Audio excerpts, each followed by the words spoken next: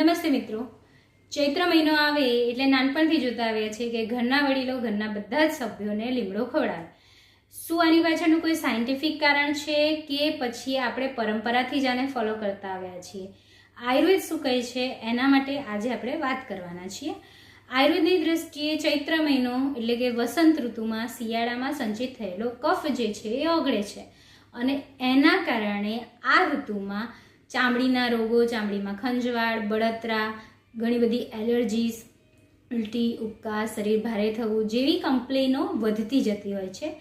લીમડો જે છે આયુર્વેદની દ્રષ્ટિએ ઘણા બધા રોગોનો નાશ કરનાર કીધો છે. એનો જે કડવો રસ છે એ ખાસ કરીને ચામડીના રોગોનો નાશ કરનાર, ખંજવાળ મટાડનાર, બ્લડ પ્યોરિફાય, બ્લડને શુદ્ધ કરે છે, રક્ત શુદ્ધિ કરનારની સાથે સાથે શરીરને ડિટોક્સ કરનારો, આમ ટોક્સિકને હરનારો કહ્યો છે.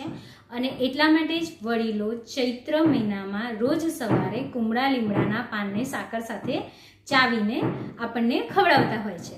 તો આ રહ્યું આની પાછળનું વિજ્ઞાન. માટે ચૈત્ર મહિનામાં લીમડો જરૂરથી ખાવો જોઈએ. આવી અનેક વાતો માટે મળતા રહીશું. નમસ્તે.